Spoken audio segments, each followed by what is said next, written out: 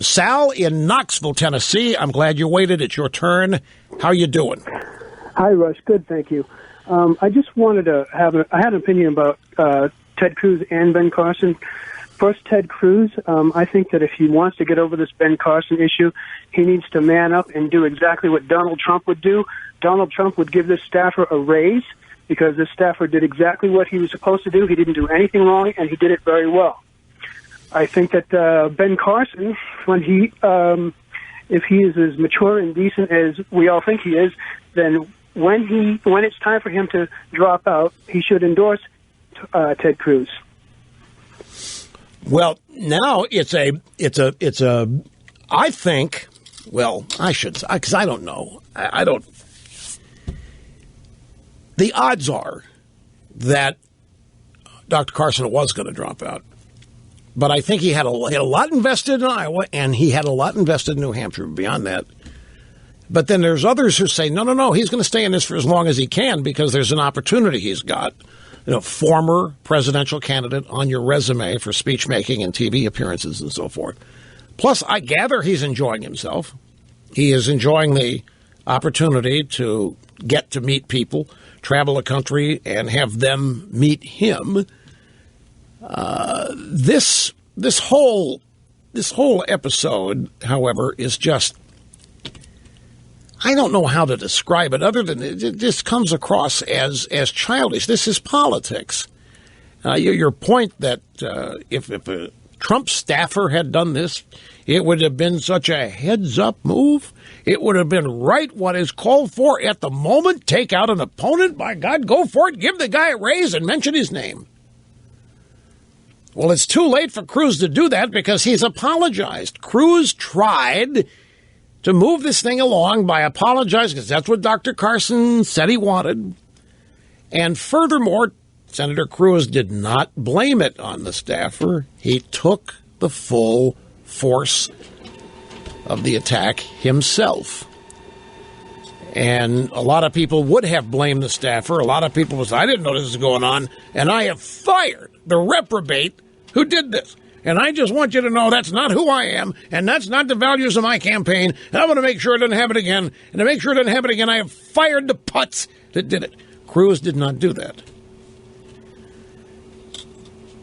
Apparently the apology wasn't enough, and it hasn't been taken. Let's go back to the audio sound bites. Here is Cruz. This is in Goffstown, New Hampshire, yesterday, held a press conference. During the Q&A, he was asked, can you tell us a little bit about your thoughts that Trump wants not only to do a redo of the Iowa caucuses, but thinks that your results should be nullified? It is no surprise that Donald is throwing yet another temper tantrum, or if you like, yet another Trumper tantrum. It seems his reaction to everything is to throw a fit, to engage in insults, because he's losing it. Look, we need a commander-in-chief, not a Twitterer-in-chief. We need someone with judgment and the temperament to keep this country safe. I don't know anyone who would be comfortable with someone who behaves this way having his finger on the button. I mean, we're liable to wake up one morning and Donald, if he were president, would have nuked Denmark. What? Nuked Denmark? All places to nuke? Well, yeah, what's interesting about this is always the way that the left used to go about criticizing Reagan. That Reagan was too dangerous, too immature, too dunce-like to ever put in a position where his finger would be on a nuclear button. That's always something that Democrats say about your average Republican being stupid, dangerous, immature. And here's Cruz turning it around and accusing Trump of being that kind of character. He wasn't finished. He had a little bit more to say about this. The American people are not interested in this circus sideshow of insults.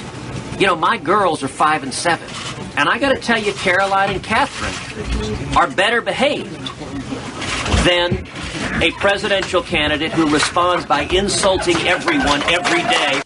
Ted Cruz, that got a lot of response, people like that. Now, when we come back, Cruz goes on CNN and tells the truth of the timeline here. What happened? That he didn't do anything, that it was the Carson camp that had to tell somebody that they were leaving the campaign. I mean, CNN found out from somebody, And that somebody was somebody in the Carson campaign. And the Rubio campaign found out who it is. Well, no. Well, the Rubio campaign found out, and they added to it as well. It wasn't just Cruz. It was the Rubio campaign capitalizing on this prior to the Iowa caucuses. But it was a reporter named Moody. Greg Moody, Jeff Moody, whatever his name is at CNN. He had the original tweet that Carson was leaving the campaign and going to Florida. And was not going to, it was going to the National Prayer Breakfast and not go to New Hampshire. By the way, the latest is that Carson is not going to New Hampshire, even after the prayer breakfast. He's going to North Carolina. North Carolina.